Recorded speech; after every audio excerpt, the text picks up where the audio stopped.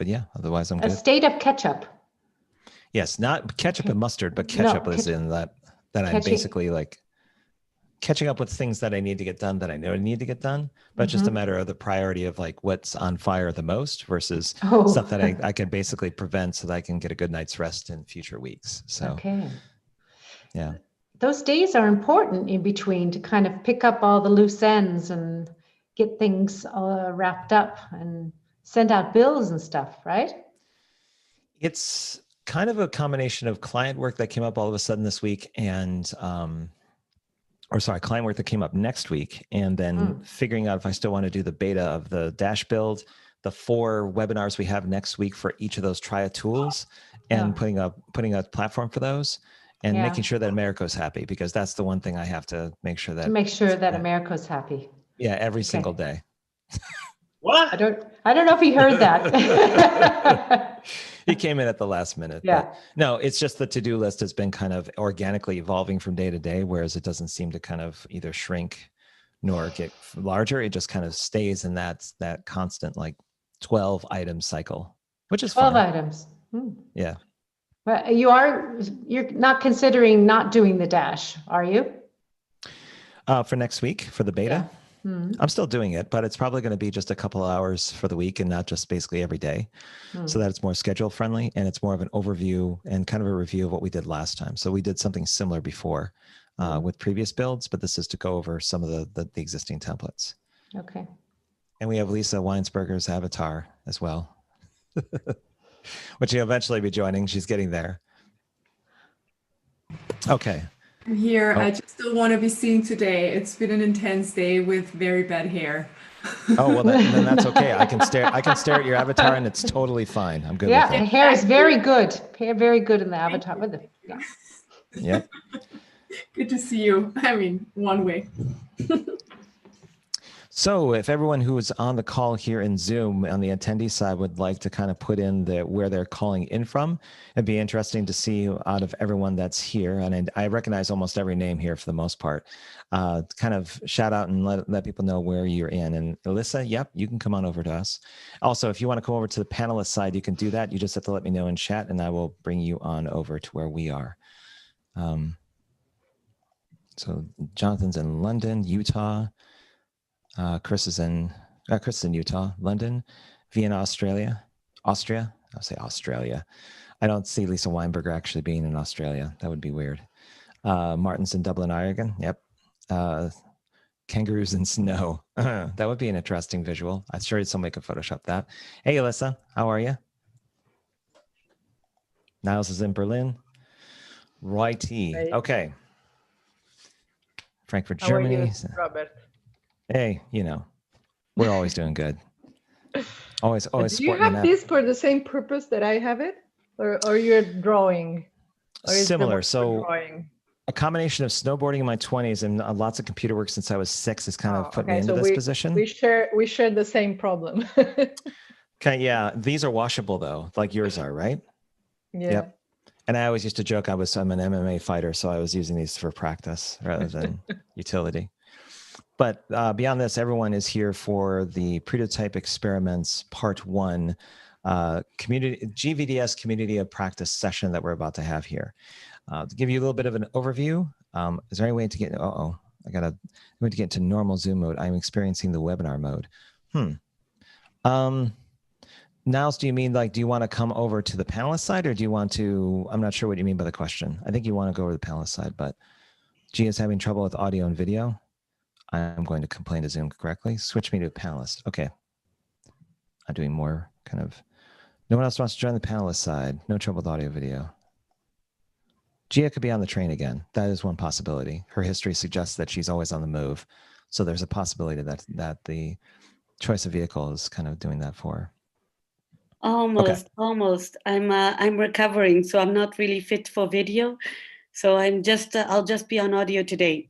Okay, so you and Lisa can basically just be on audio for now. And we could just imagine that you are looking spectacular. Gia, you're at the beach, and Lisa, you've got everything immaculate in the background and you're perfect. So we'll just go right with that. So in today's session, what we're going to be doing is two parts. One is going to be informational for people who don't know what pretotyping is and what it's all about. I've prepared a little bit of an intro into the process and what it's there. The second is going to be a little bit of what the COP is all about, which is practicing and learning by doing. So there is a bit of an exercise around doing a pretotype experiment. And how to construct that, so it's going to be fairly lightweight. All right, hang on. Normalerweise ich mache diese und dann ist reagiert. Yes. Okay. I got to mute that. Okay. So what I'm going to do, starting off for everyone that's observing, is I'm going to be sharing my screen and I'll be walking through a mural. And at some point, on the panelist side, I will be giving all the panelists a link to kind of join the mural, but not in the beginning. In the beginning, you have to suffer through 10 to 15 minutes of me kind of explaining what pretotyping is. And feel free to interrupt or add any perspective you'd like, and I'm totally fine with it. I am not the all-important talking head on this particular community of practice session. I'd much rather get perspective from other people that are on the call. So with that, let's get right into it. I'm going to go ahead and share my screen in Zoom, and I'll go through this first part here. So give me 1 second. And does anyone have any comments or questions before we begin? Anything else? Anything they'd like to bring up? No? Right. Okay. So as I was kind of saying before, as the mural is kind of pointing out here, can everyone see what I'm doing here, which is the overview? You see that? Okay. Let me go full screen. Yes. So you don't have to see all of the stuff. There we go. Okay, so yeah, origins, and then going into the experiment I did recently with Miro Masters, and then in the second half, we're going to co-create and think of an experiment that everyone votes on, and we're going to explore that, see where it goes. So let's get into this. So first off, if you're not familiar with pretotyping, this is kind of defined by something I found on other sites, but it's kind of a general definition. Basically, the idea is to test a product or idea quickly in the market, objectively and accurately, and figure out whether people desire it or not. It was based on the work that was done by Alberto Savoia in 2010. It's been refined and put into a book that I'll get into a little bit later. But it's good to know that this is a process that's nearly 10 years old. It was originally started in Google. I'll zoom in a little bit so you can see these. This was the actual PDF he put out for free for people to kind of look at based on his ideas around how to test ideas in the market. And it was so popular that people translated it in multiple languages. It was passed around to all sorts of groups, and there was a lot of discussion that went about it. It ended up being a pretotyping manifesto that he and some other people that he worked with kind of refined and evolved over time. And I kind of put that there without kind of reading verbatim. But this gives an idea of the people that he ran into at Stanford, how he kind of partnered and started lecturing on the process at the Hasso-Plattner Institute of Design, which is basically the D School. And then it basically evolved from there, continuing conversations, figuring out what people liked about it, didn't like about it, what companies actually adopted it. And it culminated into something today where a year ago, Alberto published the book, The Right It. And basically, it culminates all of the work he's done to date, his philosophy around how to go about this process of testing your ideas in the market. I think there's 7 strategies for making sure that you can avoid lessen the chance of market failure. And I also want to point out that there's a community on Slack where Leslie Berry from Exponentially and Alberto have kind of started around pretotyping. This is going to be included in a lot of different references that I have in this mural. So for the panelists that eventually get access to this, I've included the book, the original Stanford presentation that I saw that kind of explains everything. There's a bunch of videos on YouTube that Alberto goes into that explain all the details around the XYZ hypothesis, the market engagement hypothesis, the different components of how the pretotyping method works, and other links here that correspond to pretotyping.org. And for reference, don't think you can see that. Can you see pretotyping.org? Is it just showing you still showing you the mural? Can you see this on the panelist side? I can see, yes. Okay. So yeah, this is something that's a third party that wrote this up, but this is basically explaining the same thing I am, just in a different way. And it basically goes into a lot of the things on Pretotype. So it's pretotyping.org. If you're interested in kind of getting into resources, methodology, it does a better job than I am in terms of explaining it. I also interviewed Alberto at one point around the method and what we were doing. I did this with Sandy Lamb. And I include both the GVDS and Miro Masters because we'll be going through this in a second, but I'm doing more prototyping in the GVDS for better or for worse for some, but for every time that we're doing it, I'm refining it so that there's less headwind and taking in some criticism around how to actually get it done in a proper fashion, because it does take a whole different set of skills and methods to basically achieve prototyping that's different from what you would do in design sprints. So that's a really super fast intro to what prototyping is, because I don't want to spend too much time on it. Does anyone have any initial questions on the panelist side about this or anything I put up here? Anything that's missing that you'd like to kind of point out?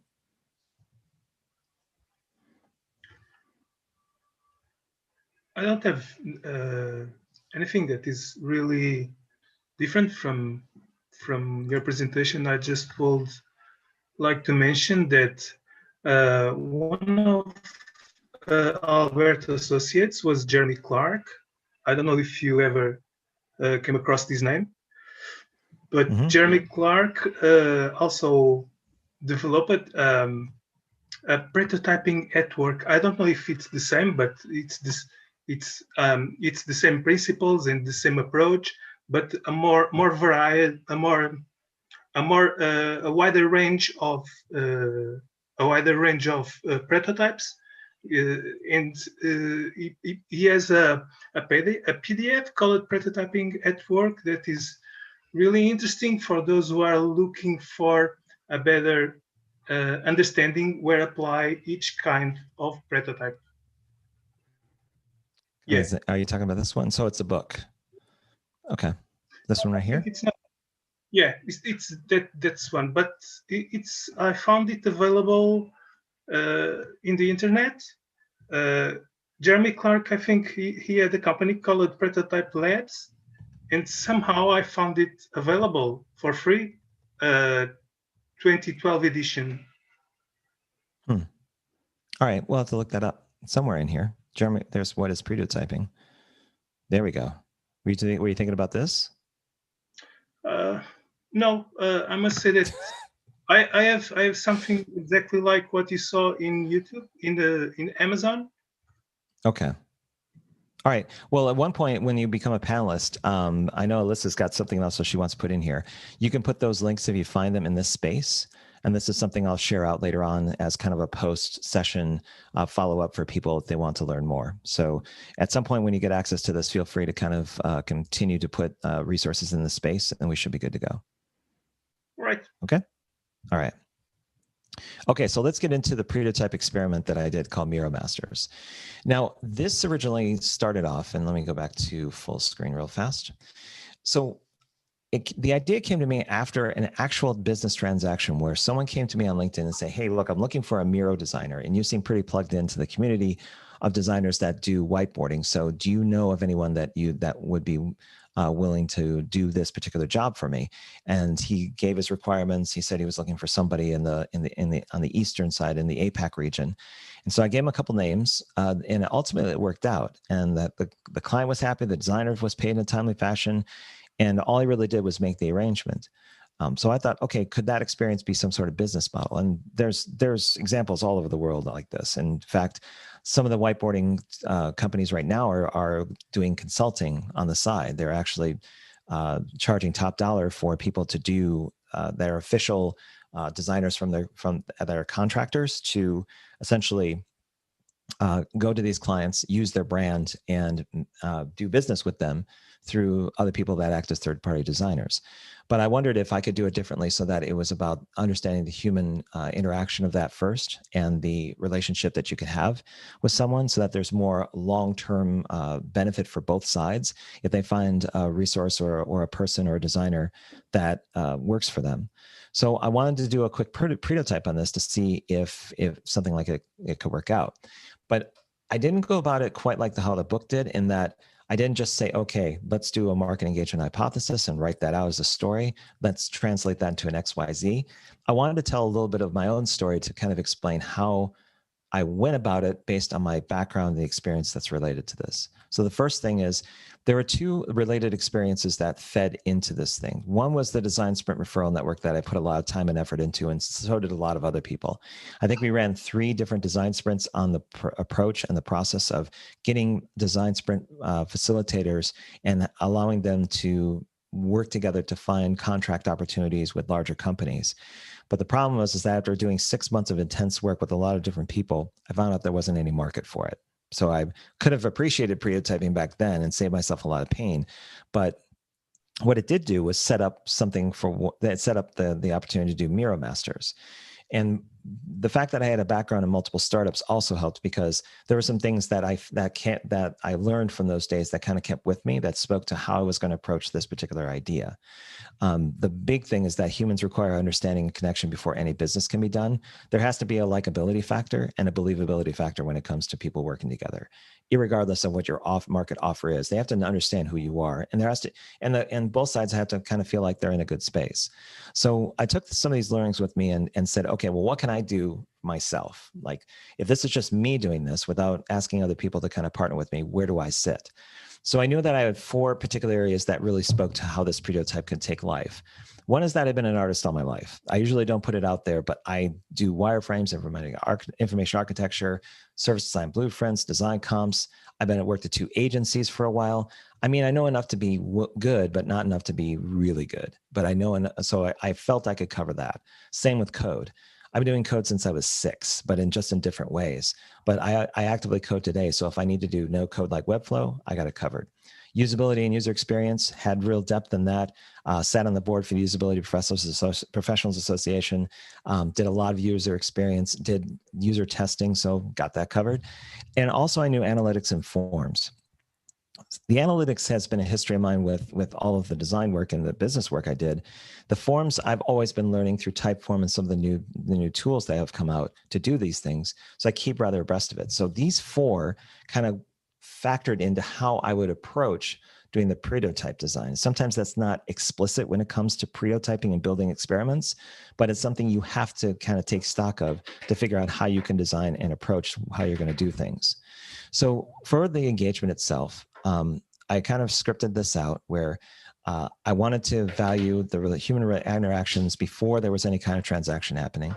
And then I translated into an XYZ hypothesis. It was my first volley, where I thought creative directors would be more interested in what's going on here, and that they would inquire about the service. Then I got even more focused, or what they call as hypozoomed in Pretotyping's terms, and made it so that I was talking about Monday news feeds on LinkedIn. So that was going to be my way of kind of leveraging this for people's exposure.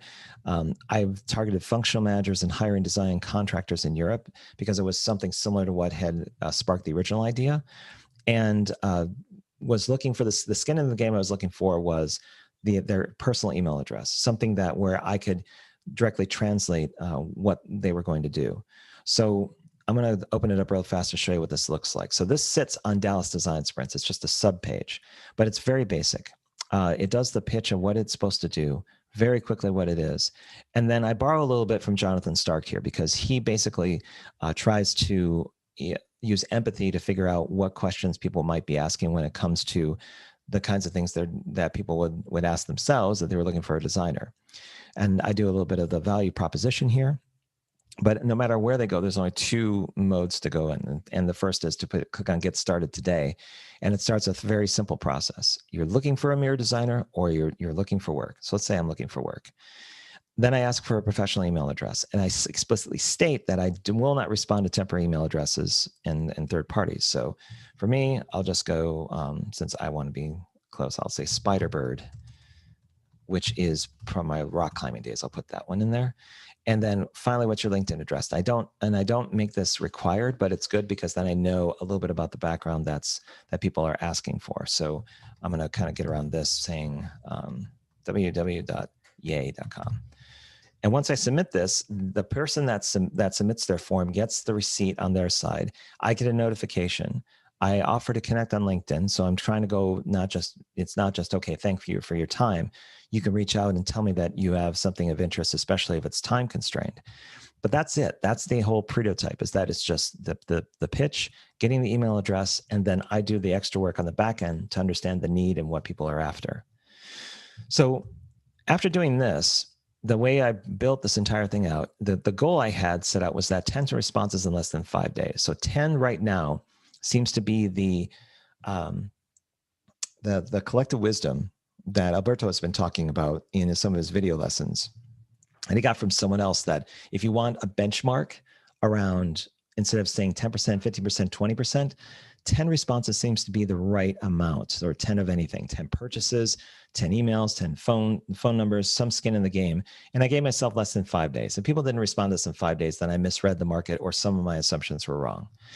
And without going into too much detail, I literally wrote down as I was doing it in rough form, how I built out what you just saw and all the steps that go into this. And I'll tell you right off the bat that it correlates to what can I do here. This basically reflects directly on how this recipe is built. There are different Pretotypes that are kind of covered in the book, but you really have to understand what you're capable of. Because if you don't know how to do some of these things, you're either going to ask a friend to help you with it, or you're going to have to do some extra time to learn where your Pretotype may be delayed. The mantra usually is fast and cheap, but I believe that there's also a factor of believability in whatever you do. It's not just the idea that's going to sing with some people. It's going to be how put together does it seem? How well designed is it? Does it have the right Goldilocks effect? If you know design sprints, Goldilocks is like it's got to be that Wild West kind of facade where it looks believable, but if you look behind the curtain, it's really just things are propped up with wood, but enough for people to get a genuine reaction to what you're doing. So the Pretotype result, after it was all said and done, I think it's up here. I just did it twice. Yep. So that my goal was achieved in 28 hours. So it actually was 11 responses, but the silver lining is that, excuse me, it was people in my network as well as people that were not in my network. If I wouldn't have put it on LinkedIn, I wouldn't have gotten some of the people that I knew in the Global Virtual Design Sprint responding, but that was purposeful. The reason is that I know those designers and I know what they're capable of based on the work that they've done historically. So if I'm going to pair them with someone who's looking for work, I can come from a position of experience and not just saying, well, they look like they could really do well together, because that doesn't help anyone. So after doing this and thinking, okay, this seems to have some traction, I wrote myself a little bit of a follow-up where this is what I need to do for due diligence to make sure people think that there's a person behind the effort and it's not just basically a shop with like a fake door with nothing behind it. And then I define what level 2 is, what the next Pretotype, how am I going to expand it out? Not just basically increase the number of responses, but how am I going to make it so there's more skin in the game from my standpoint as a Pretotyper to make it believable for other people to kind of come into this a little bit more? Can I organically evolve this Pretotype based on the evidence that I'm getting from the market? So this is where I'm at today with Miro Masters, and I'm going to continue to work on it from month to month and continue to see if this still has traction. If it flatlines at some point, then I have a couple of options then, but we'll get to that in another seminar or another session. But I wanted to kind of spell out how I went about my own Pretotype in December and how it went. And I consider myself extremely lucky in that this actually occurred in this amount. Most Pretotypes, it should be said that basically, and this is true, it says in the book, and I've experienced this, that 90% of the Pretotypes that you do usually fail for any number of reasons. Sometimes it's just execution. Other times it's timing. Sometimes it's just, if you're advertising like raves in the middle of a pandemic, that's what I mean by timing. It just doesn't work. So I wanted to just kind of showcase what my experience was with Pretotypes this first time around. And I'm doing another one in January. It's going to be different from this. And my goal is to do one Pretotype every month in 2021. So I imagine that only 2 of those are going to work and that the other 9 are going to be like, well, that didn't quite happen, because if more than 20% work, I don't know what I'm going to do because I won't have the time to do all of them. Anyway, that's Miro Masters. On the panelist side of things, or even people that are just looking in and kind of observing what's going on, feel free to post your questions in chat. You can do them in Q&A if you want, Or if you're a panelist, you can just speak up right now and say, okay, I got a question about this, this, and that. So panelists, do you have any reaction to this or any clarifications or questions?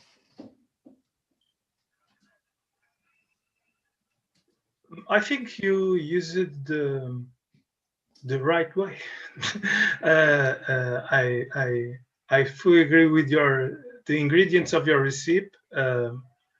With the it can't be just fast and cheap. It has to have some quality, and it has to have some meaning.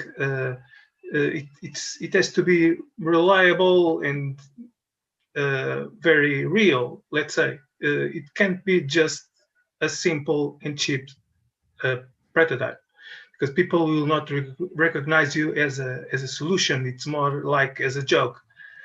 So your recipe is great for guidance, even for educational purpose. And I also recognize some of your limitations when you explained your results, because yeah, you are a reference in your network.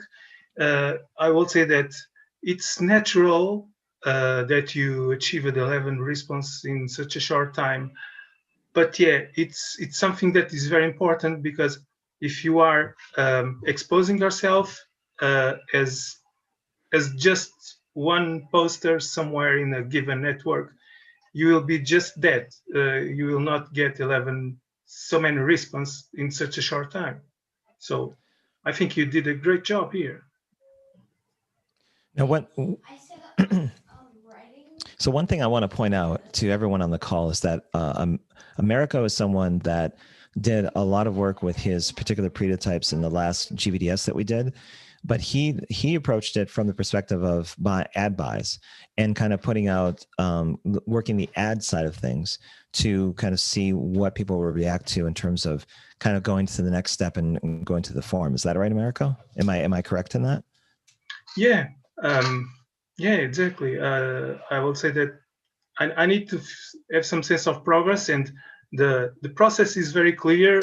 Just the recipe is not that clear for everyone, but your use case here is really insightful and provide some clear guidance for anyone interested. Please turn on your video. By the way, if you hear some chatter in the background, that's my 8-year-old son. He's at school while I'm doing the brief.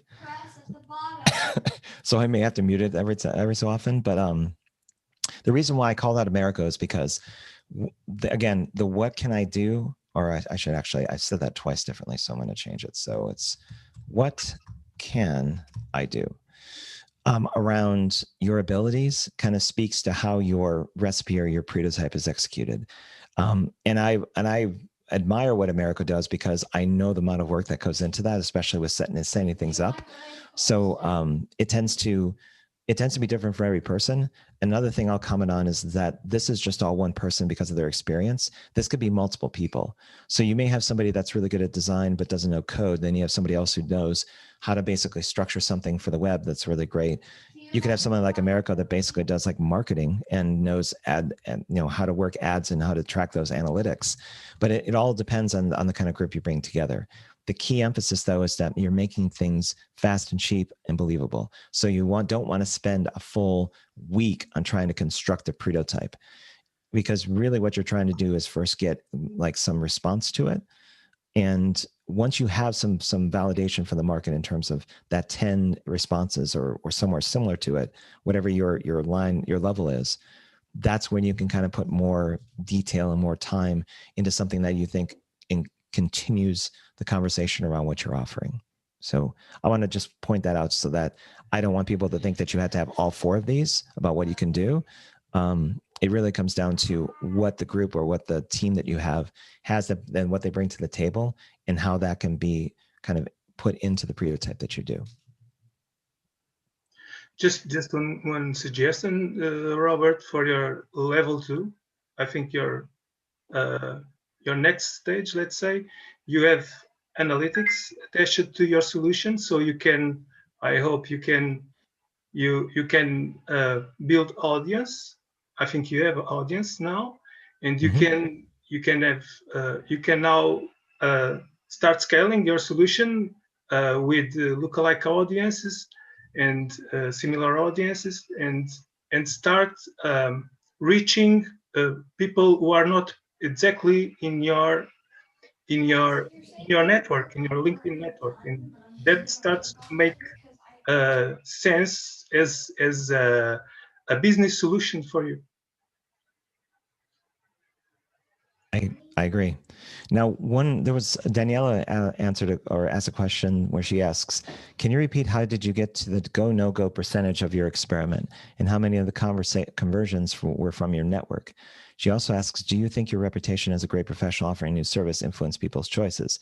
So Daniela, I'll work backwards. For that last one, probably. I kind of wrote a bit on my marketing coattails of the past, and kind of worked out that I would have some sort of influence over what people would consider, so I'm not completely different.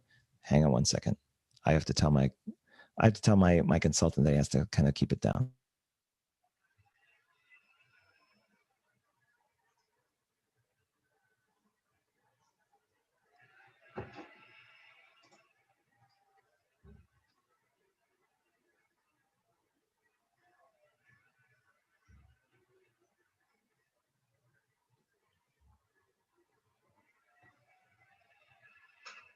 Okay.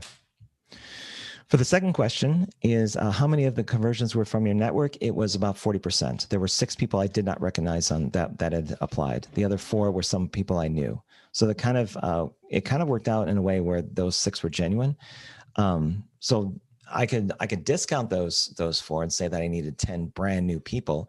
But if the service that I was offering involved people that I knew versus people I didn't, and kind of pairing them together, it was probably the right blend, at least from the experiment I was doing. I don't know if that introduces bias, but you'll have to be the judge of that. And then finally, you asked, how can you repeat, how do you get to the go, no go percentage of your experiment?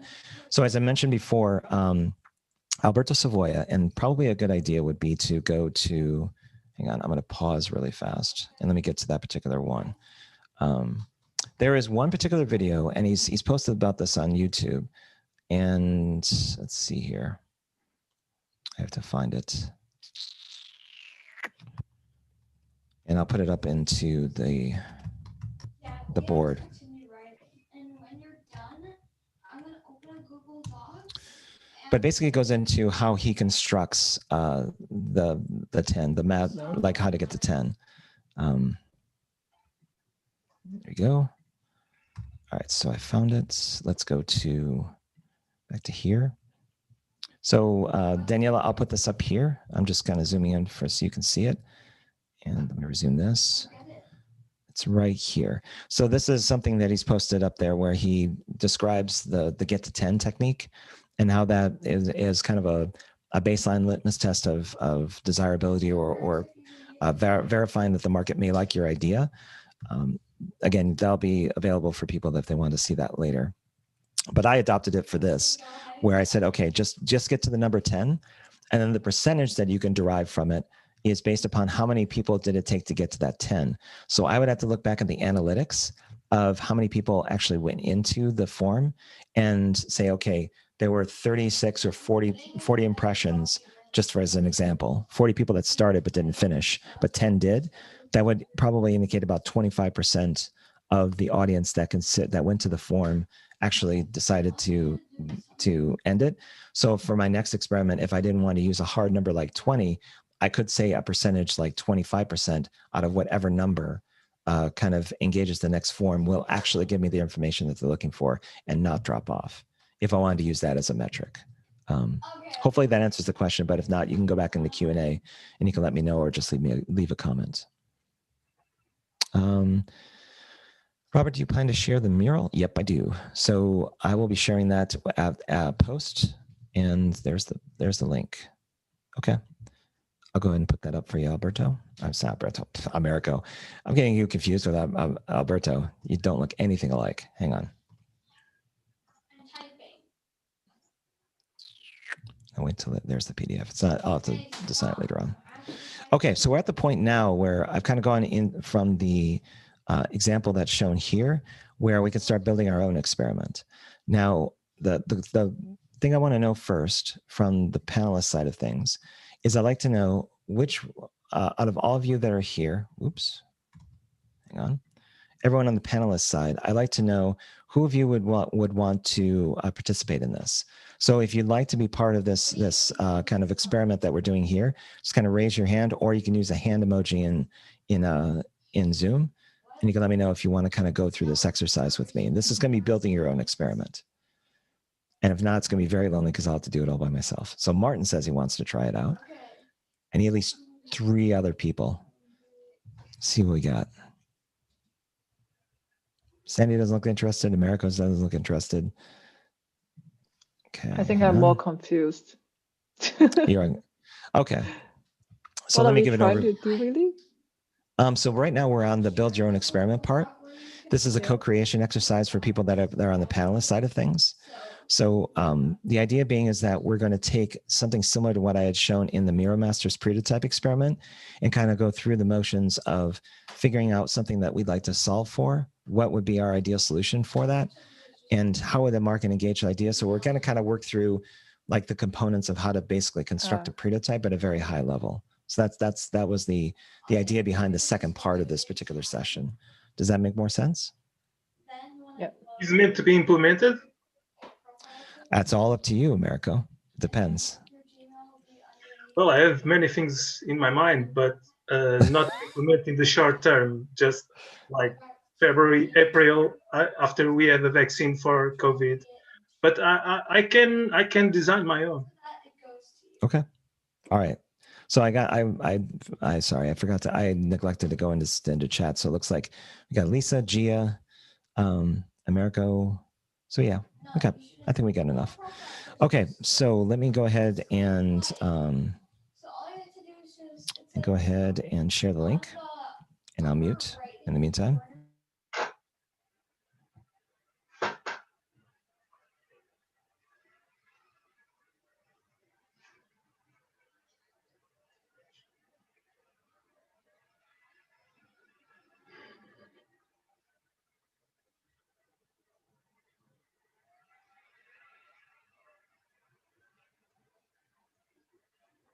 All right, Jonathan, I saw you too. Let me bring you over.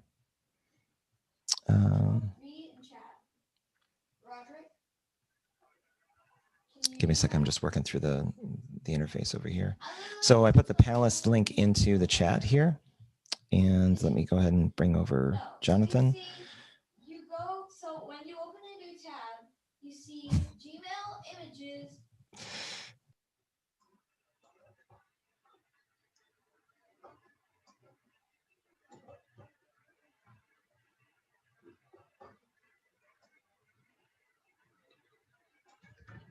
So each one of us will have a dedicated area in the board? Not yet. We will later on. I'll kind of explain it as we go from bit to bit. So I think I have everybody over. Let me just double check to make sure. Niles, you can't see the board, or you don't have the link to get in. I'll put the link up there again. You should be able to get it. Oh, that's because you're okay. Sorry, Niles. I have to bring you over for that to work. Hang on a second. You know. I'm telling you how, and you're. Let me send it to you as well. People was afraid to be a panelist. Maybe. Too serious. Great. Huh? There you go. Fine. It's fine. Click that.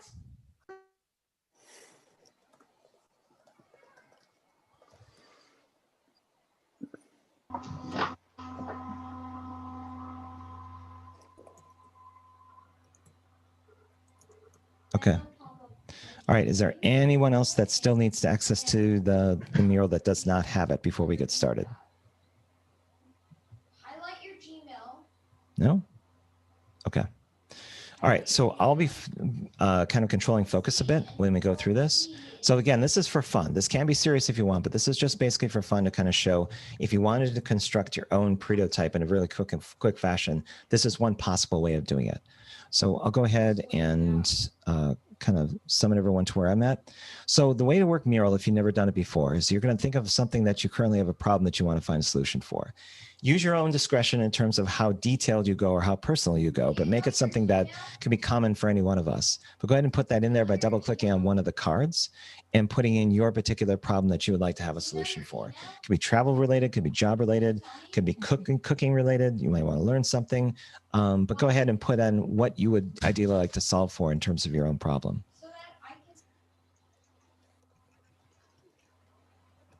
Cheers.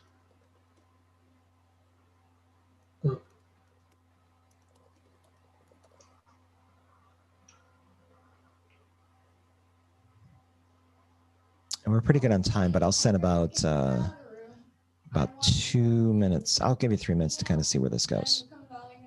And I'll be right back.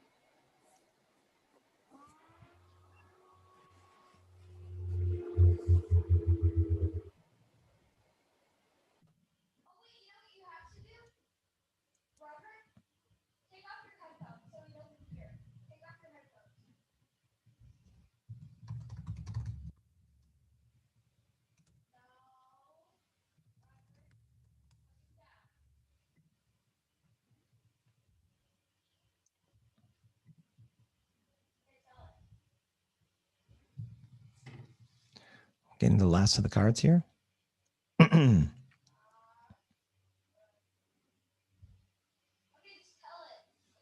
go ahead and end the timer because I think we're pretty much going to. Yep. Okay. Well, the last card is getting done. Go ahead and look over all the different problems that people have put here.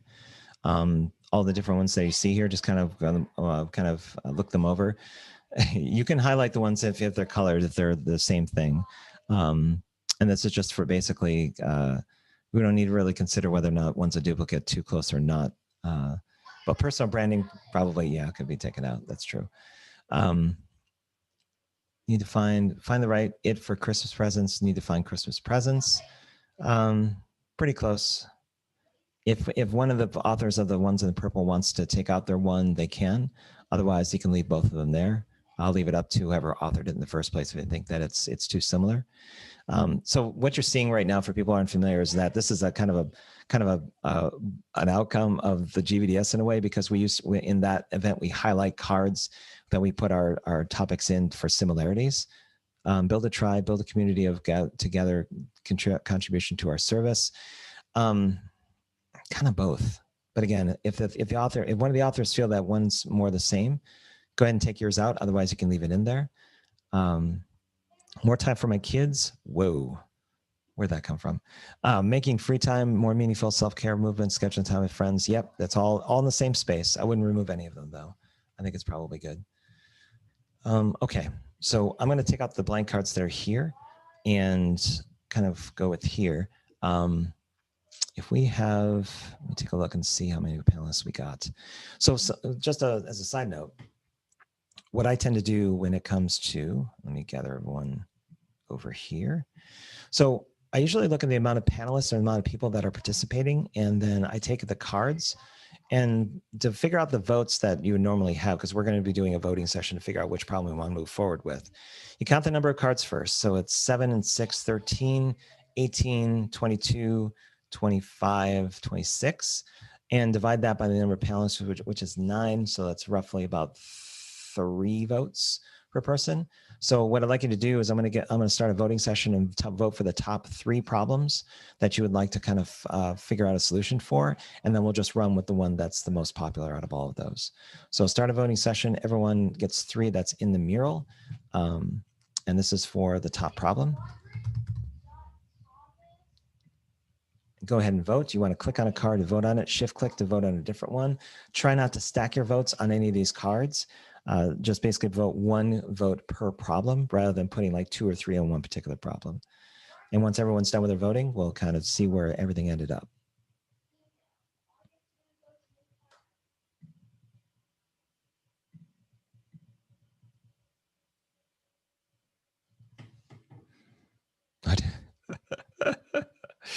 I didn't realize there were over that many people. Okay, never mind.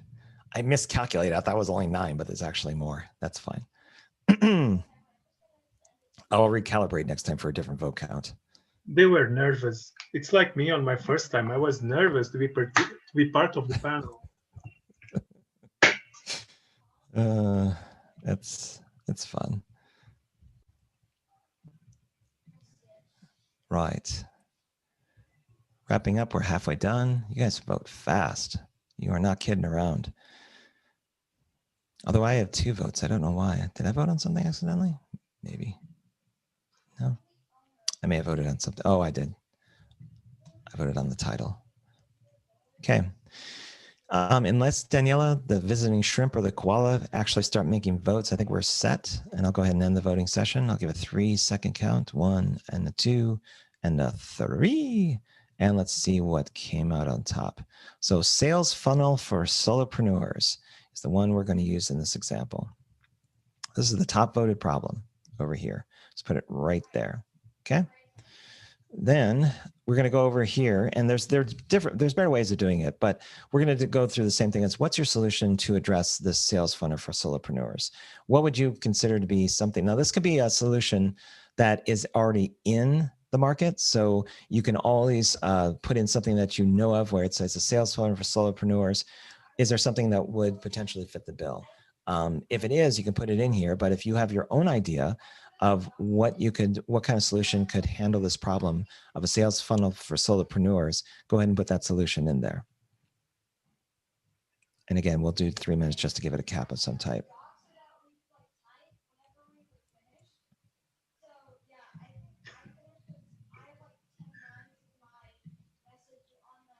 And who was the author of the sales funnel for solopreneurs? Who was the one that authored that? It's me. Oh, Mariko. Yeah. Do you want to kind of like elaborate on what you were thinking about with this one? Yeah. The point is not exactly the sales funnel, but it's the sustainability of a sales funnel when you work alone. Okay. It's more this problem, not exactly the sales funnel, because, well, there are strategies for top of the funnel, there are strategies for middle of the funnel, but the real problem is how to have a sales funnel that is sustainable when you work alone, or when you have a team of people who are freelancers working with you, and, well, their commitment is not, they don't have the skin in the game. If you're looking at what I'm typing, does that seem to reflect what you were talking about just now? Yeah. Okay, so hopefully that'll give some color to what that is. This is something I started with a previous session where the card itself can mean a lot of different things for a lot of people. And for the other people on here that are facilitators that I recognize, like Lisa and others, this is just a real quick question to clarify the intent of the card, so that at face value it may mean a lot of things, but I intended to kind of get a little bit more detail from Americo on this. What do you mean by sustainable, though? It's like you have 4 proposals to present in the last let's say a week, and you need inputs from several associates of yours or business partners, let's say, and you need, and at the same time you have work to do, you have technical work to do, you have presentations, reports, interviews, you have other things to do, and how can you provide a timely response to those who want to have your proposal? Does that help, Sandy? So it's more at the time management level, if I'm hearing correctly? I don't know if it's time management, because I manage my time in a very detailed manner. I try to be very optimized, but there are moments when you need to deliver, and you don't have time for writing proposals and explore the space of the problem in order to make a compelling proposal and win the business case. Okay. Does that help, Sandy? Yeah. Okay. Okay. Let's eliminate some of the cards here that were not used. If you see anything that's duplicate, go ahead and highlight those, or something that's very similar. You just make it a different color than green. It's totally fine.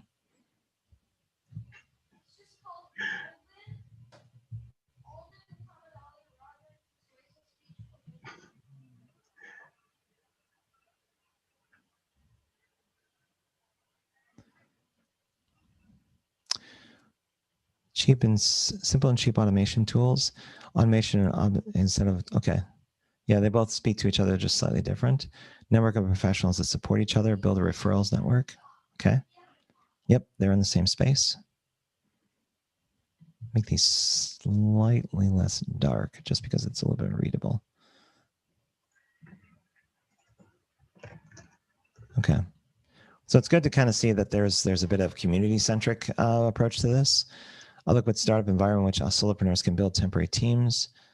Hackers matching every stage. Yep. I'll put those just like that. Oh, I can't go any pinker. Light pink. Okay. Similar to what we did with the top voted problem, we're going to address we're going to address which particular solutions may work. We'll look for the top 3. And this time, instead of kind of just using that, it looks like there were 13 last time. So I'm going to pare this down a bit. So 6, 11, 15, 18, 20. Let's give everyone, let's give it 3 votes again. Let's do the same thing as last time. So there are top 3 solutions that you would think for this top voted problem, and kind of see where it goes from there. So I'll start the voting session. So even the duplicates that we are voting? Yes, you could potentially do like 2 at once. I'm not going to eliminate the duplicates this time around, Sandy. I'm just going to leave them as is for the example of just the session. And let me know if you can. I think everyone's got votes. Yes, they do. Okay, give me 1 second. The doorbell rang. I'll be right back.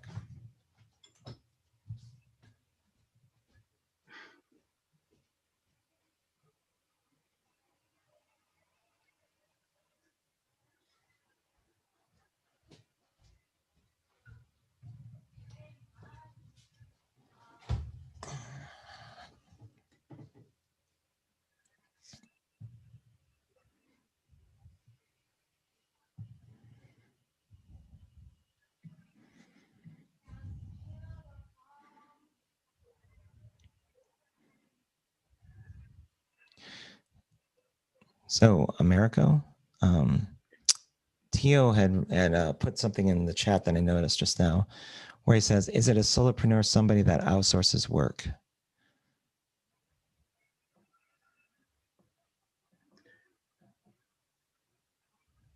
I may have missed the context because I think I missed this comment during the conversation we were having.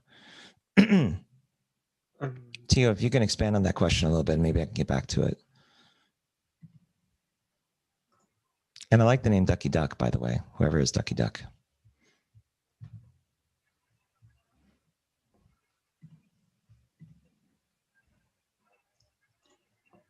And hello, Raul, over on YouTube. Hi there, sir. So we're streaming live over there as well. Okay, looks like we only have a few votes left. We have Ducky Duck, who just still has 1 vote left. Americo is getting his votes in. And Ducky Duck, oh, speak of the devil, it's Tio. Oh, I see. So Americo Tio was saying, is outsourcing still keeping a solopreneur solo? Was his question. Well, let's say we cannot do anything strictly alone. It's not possible nowadays. So in order to keep a certain independency, and you manage your time, and you take part in projects that you like, you need to work in a collaborative manner nowadays. I would say that it's impossible not doing something strictly alone. Can I add to what Americo is saying? That I completely agree. I work with a couple. I do some freelance work, and I work with a couple of entrepreneurs, solopreneurs, that sometimes they just want to outsource a certain task. That doesn't make so who's the person? Solopreneurs. Sorry about that, Gia.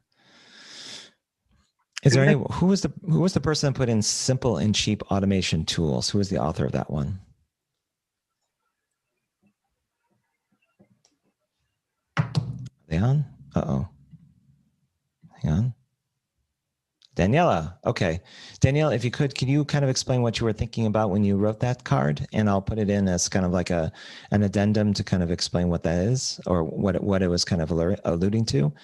And who was the author of a system that is proven and only takes 5 hours per week to execute? Who's the person that wrote that? Yeah, I think that was me, actually. Okay. That would be a nice dream to have something that works where you know exactly what you're supposed to do based on best practices, something that solopreneurs can execute or outsource, basically. Okay. So something based on best practices, and that's outsourceable, you said, or that can be outsourced? No, you should be able to do it yourself. That's how simple it should be. And then later down the road, maybe you give it to a VA and focus on your core business again. Yeah.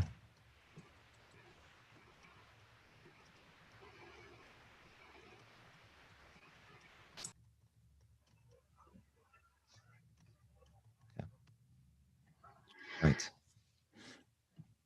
Okay, so to review, so far we have a sales funnel for solopreneurs with a little bit of detail here from Americo. Daniela had simple and cheap automation tools, which is going to kind of give some detail. Okay, so she just did. Let me put that there. And it says, the thing is, in order to correctly manage the sales funnel without a well-formed team gets easier when you can automate most of the repetitive tasks. I use Clientify, which is cheap. So there's one example of a solution. Okay. So I'm going to give an overview of the rest of the steps, just so that we're not kind of trapped into an activity flow process. But this is just a very simple way of kind of going through a problem for us and a solution and kind of marrying the two. The next step would be, how would the market engage your idea? So this is kind of taking what we've done here, and I'll kind of bring it over to this. Hang on a minute.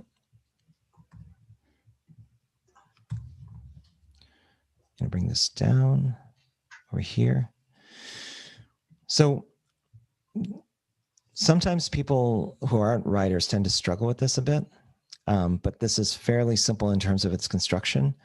You basically just take the example of the sale of the problem and write that as your first kind of part of it. The second part is like what potential solutions could be there. And it remains kind of ambiguous. You don't really need to get specific per se. But if I were to kind of give an example of this, let's say, and Americo and both Daniela and Lisa can kind of correct me as I construct this. But the first part is that let's say if I get off capital letters, I want to shout, to maximize the sustainability of a sales funnel for a solopreneur. Now, this is going to be my particular take on this.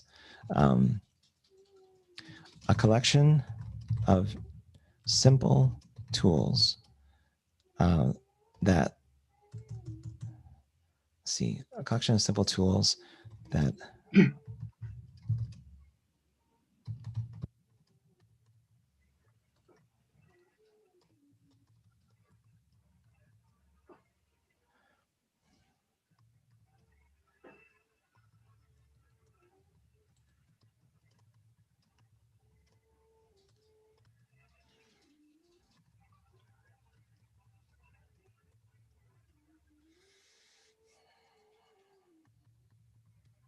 would be my first approach. Basically interpreting what I'm reading here and what I'm reading here. My example would be to maximize the sustainability of a sales funnel for a solopreneur. A collection of simple tools that allows for minimal administrative tasks would allow small business owners to concentrate on their work rather than logistics. So I'm not necessarily stating exactly what the simple tools or collection of simple tools, but it may be that I'm thinking right off the bat of some sort of suite that I would be offering as an initial idea. But what I like to try to do with this as kind of an exercise for everyone here, and this is optional, so if you don't feel comfortable doing it, you don't need to, is to try to write something of a market engagement hypothesis based on what we've kind of already elaborated on here. So again, read into the problem, then read into where the solutions are taking you, and reinterpret that in terms of something that makes sense for you in this market engagement space, the market engagement hypothesis. If you want examples, over here on the right-hand side, I've included 3 that come from the Write It book, one of which is for Netflix. And let me bring everybody over so that you can kind of see this. So there's one for Netflix. There's one for Cheapo Sushi, which is something that Alberto did with his students over at Stanford. And then Webvan, which is now defunct. But the idea was that you can order groceries and a van would basically deliver them instead of having you go to the supermarket. So these are all ideas. But again, what you construct in this space over here is also going to be your idea. I kept mine generally specific because the simple tools I'm still kind of thinking about. I don't have an exact kind of thing I want to try yet, but this would be my interpretation of where that goes. And in the next step, I'm going to actually get more detailed, but this is just kind of fuzzy for me. It's kind of ambiguous. So go ahead and put your hand at kind of trying to construct one of these. Again, there is no right answer. This is just your interpretation of both the problem and the solution, how they come together into an idea, and then you can ad-lib it from there. So you don't need to necessarily stick to a complete script, but you can create something that makes sense to you in terms of the idea that would ultimately kind of address the problem that's being stated here. If you have any questions, don't work in silence. Kind of speak out loud about anything you're confused about, or at least the process of how to go about creating this. You can do it in chat, or you can come off mic and kind of go from there. I won't set a time limit to this. Just basically kind of go through it and see what you create, and let me know and speak up if you have any questions. But again, this is optional. You don't have to do it if you're not comfortable with it, but I would encourage you to try it and see what happens. So like there's like 2 solutions. Do you want us to should we put like one on one box and then one on the other box, or like do we just like come up with what do you call it, a market engagement hypothesis for just like one solution? I would probably keep it simple and go after one solution unless you're feeling brave or like evil scientist-like, and combine them into something that you think would work. Just don't, I would encourage you not to stray too far away from the original intent of it, but do put in your own perspective into how the engagement hypothesis would work. Okay.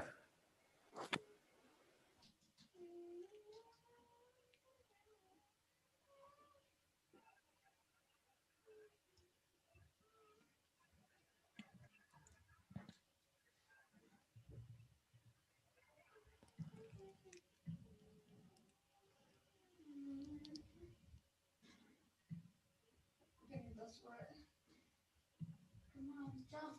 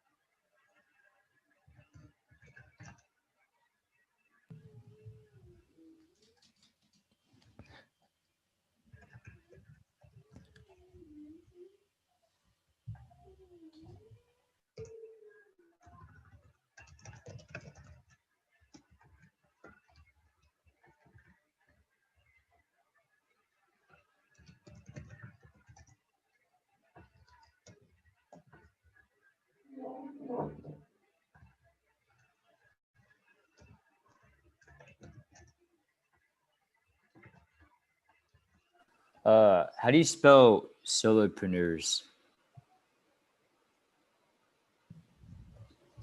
Let me try doing that. Solopreneurs. Ooh.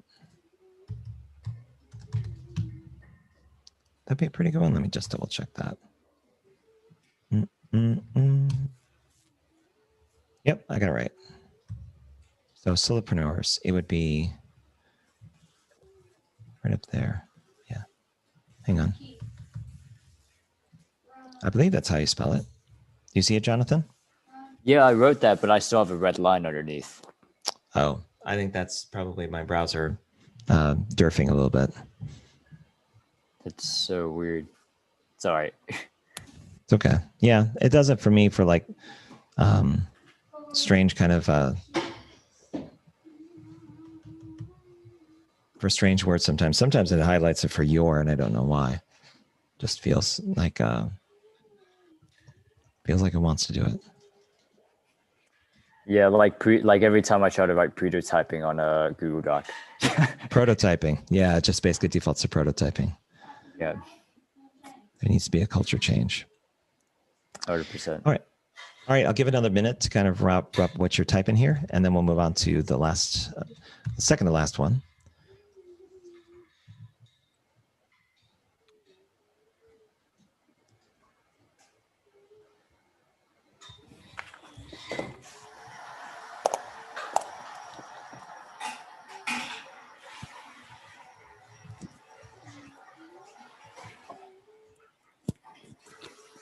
Once you have your market engagement hypothesis done, you want to work your way down to number 4.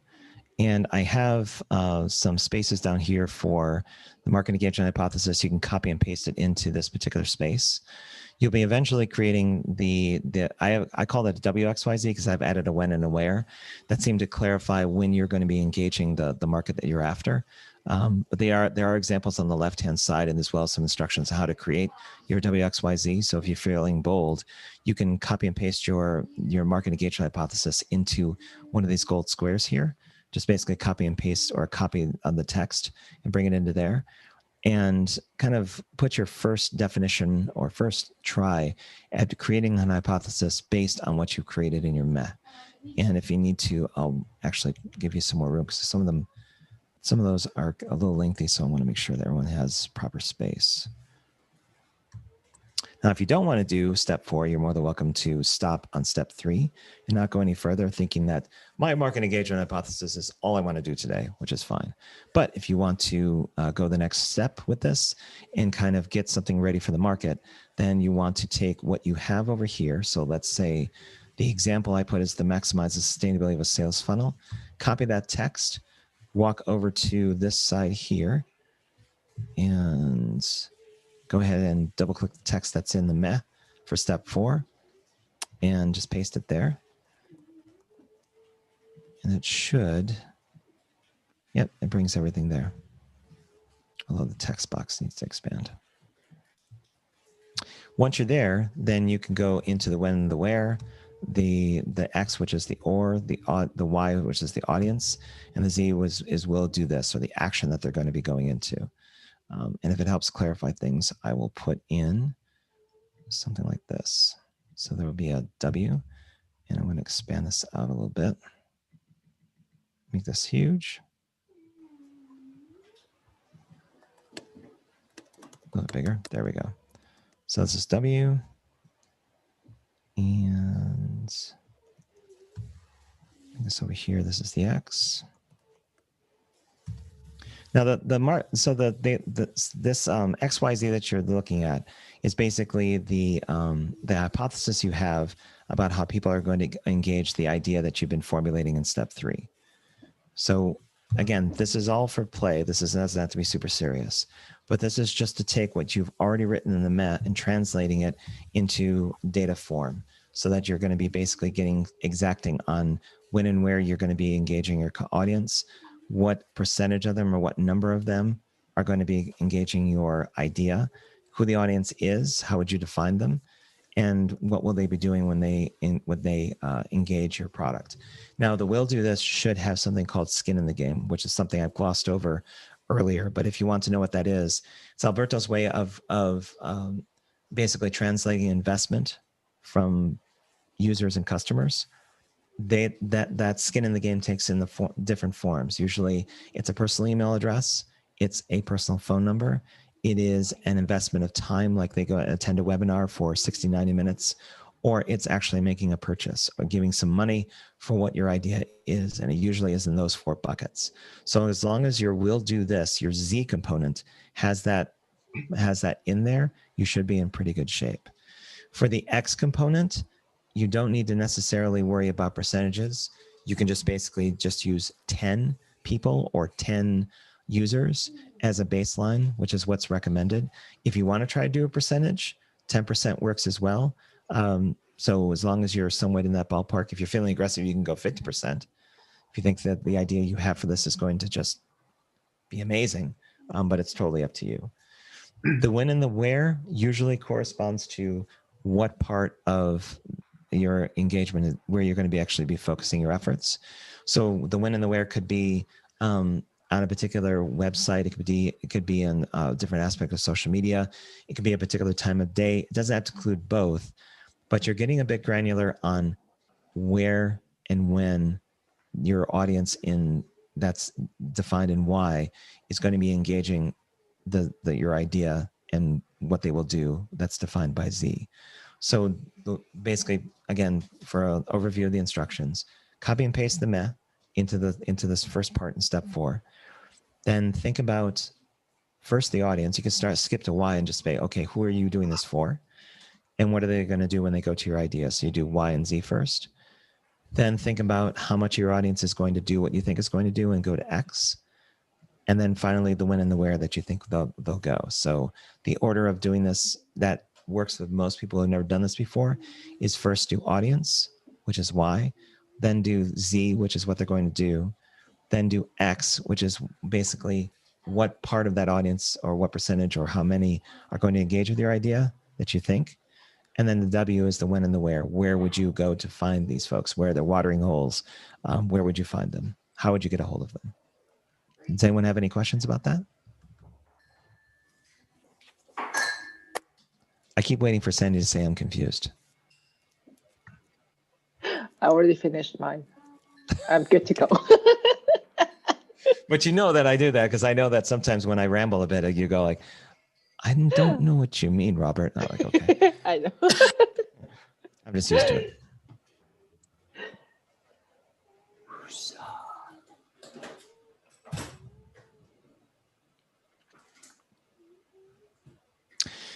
Now, for those that are done, I'll go ahead and kind of read those out. So simple and cheap automated tools for repetitive tasks will help solopreneurs achieve higher ROI, and the increases in ROI will offset however much money they have to pay for a set of tools.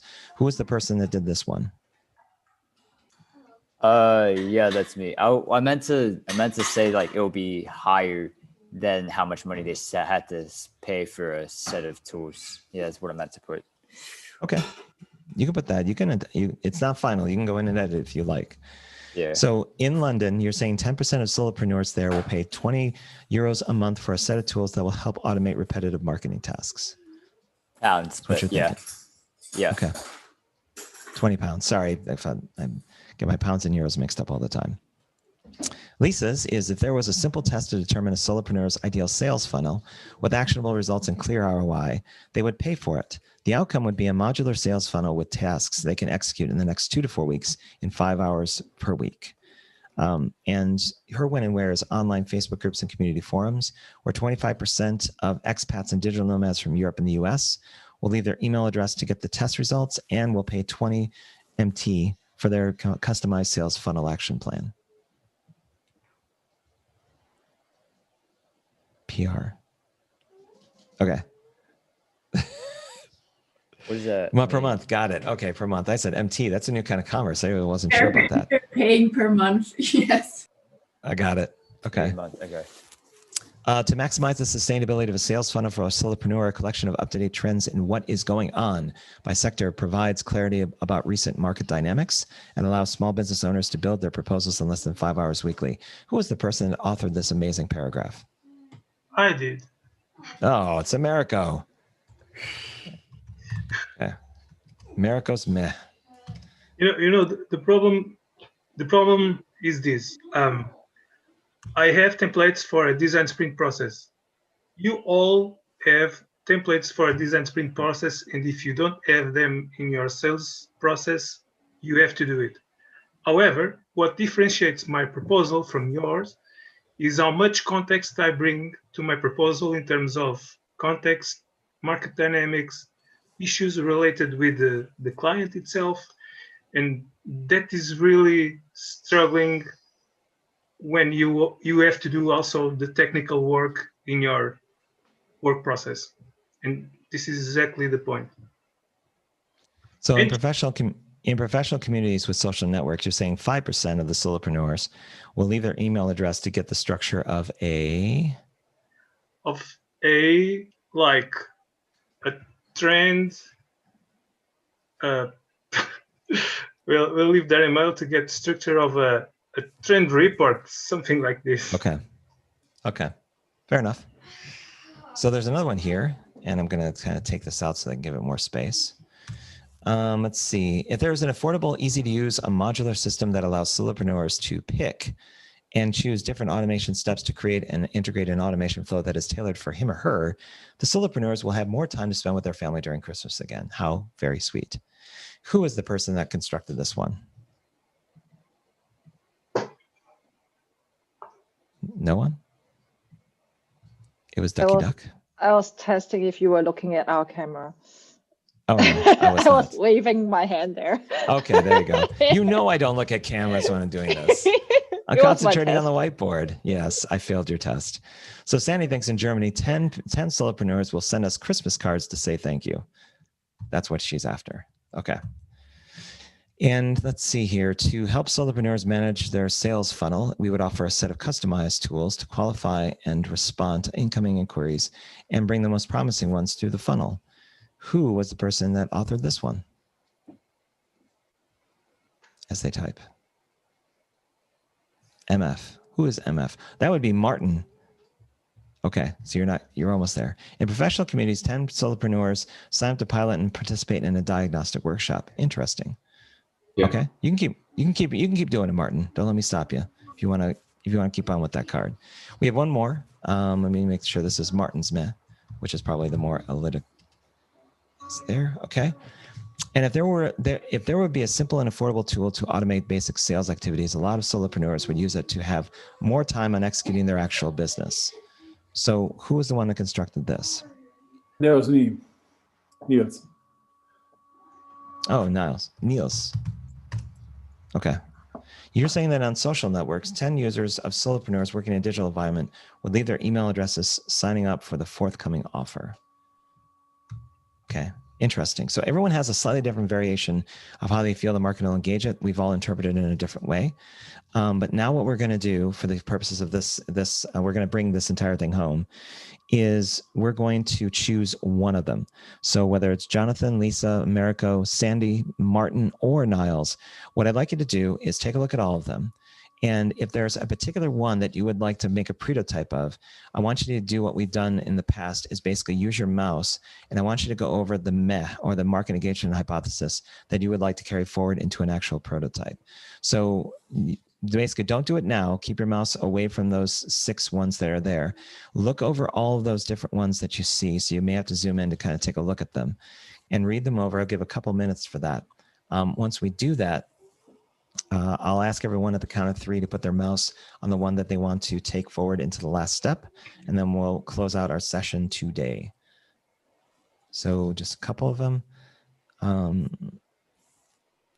give 1 more minute, actually, so we give a little bit more time for the next step. Not yet, Martin. What are you doing? Not yet.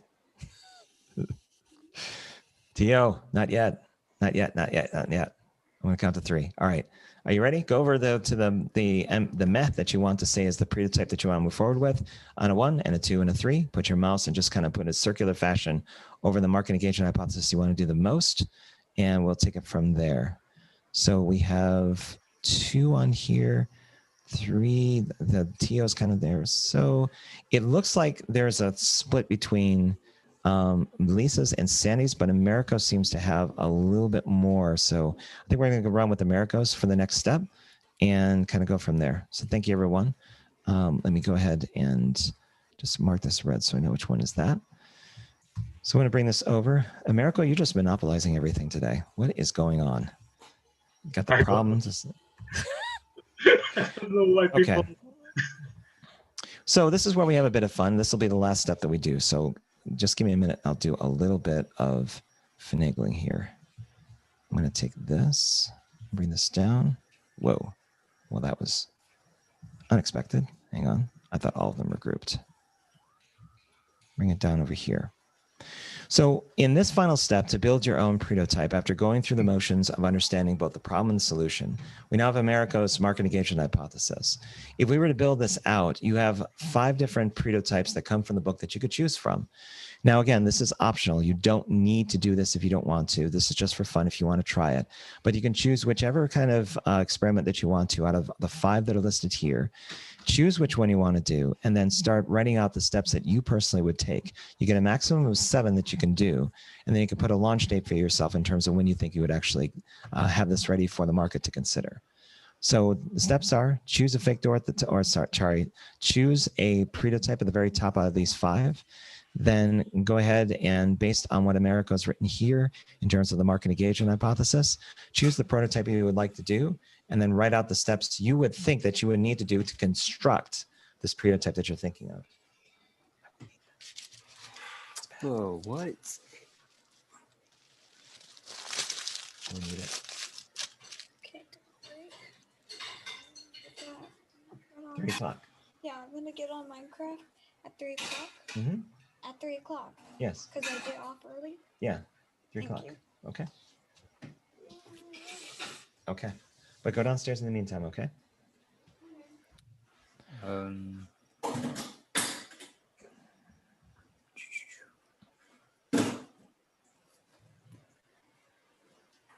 So while people are working on this, or at least kind of like going through the steps and thinking of which one they want to do, does anyone have any comments on this session? Meaning, like, would you like to give any feedback on those last 5 minutes that we have, or the last 5 or 10, around how this particular this particular session went, because my intention was to not only inform about prototyping, but to actually give you a taste of what it's like to construct a prototype in a very basic way. So if you have any initial reaction over the session, you can feel free to put that in chat. If you're on YouTube watching this, you can go ahead and put a comment in there as well. I know, Raul, you're over there. But I'd just like to know if this was useful or helpful, if this is something that if I were to do this in the future with prototyping, which we're going to do in a couple of weeks, would you change anything about it? And was it too heavy-handed? I definitely would like to get your feedback in the last bit of this this particular session, just to see what you think. And if you're busy working on the last step, then you can ignore me completely if you want to concentrate.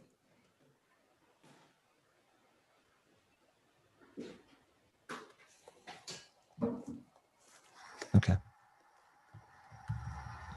Let me zoom in a little bit on what people are working on here. Just check Zoom. I'm going to check YouTube really fast. Oh, good over there. I find it very interesting. Most of the time when I see people creating prototype, they like the most common one is always the fig door. Mm-hmm.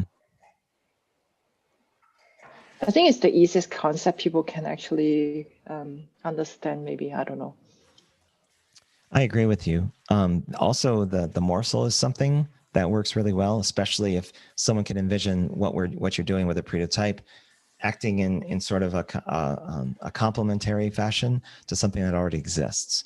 So a morsel is kind of like, you already know this product. Now here's a sampling of where you can go with this based on this new feature or new service that we have. There's a bit of trust built into it. So your chances of getting adoption may be slightly higher based on that existing relationship. But the morsel is a way of try before you buy. That's pretty interesting.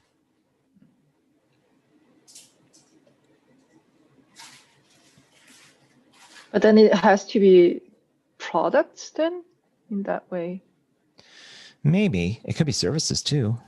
I mean, just think of Salesforce. They made a living basically continually adding to their tree of different services and extensions, and a lot of other companies do that. So if they hear from customers that this is great, but I wonder if you could also do this, that usually bears out those kinds of let's explore it and see what the market currently has. How do you see it's different than MVP though? There's a video that Alberto did that addresses how an MVP is different from a prototype, and that an MVP is more finished. It's more. No, I mean the MVP of prototype here. Like, I'm sorry, I don't know what you mean. Like this one, this is a kind of prototype, right? But it's called MVP. Where are you looking, Sandy? Let me if see you where you scroll are. a little bit higher on your screen. Oh, I'm sorry. Yeah, I totally forgot about that. Here, let me zoom in on it so you see what you're talking about.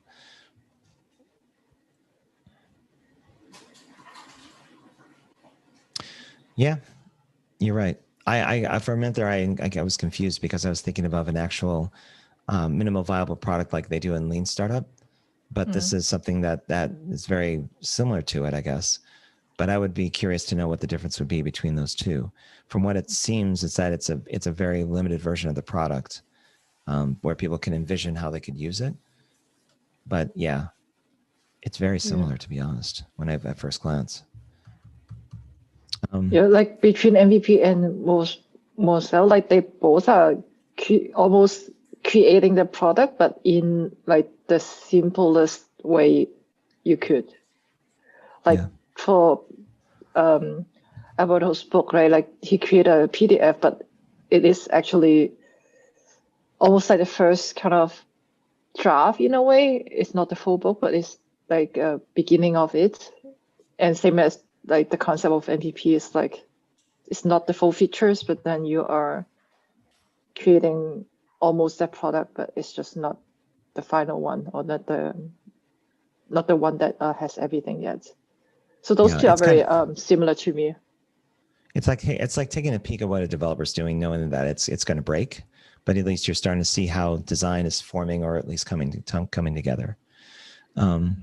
Somebody wrote, I don't know who this is, I'll ask, but fake door with a morsel download. So they actually combine two different prototypes. To create a solopreneur persona and specific use case, research trends for that persona, build a fake report, create the story for wireframes for a landing page, weave in a fake report and fake testimonial from the persona, and go on until and the launch date is going to be never.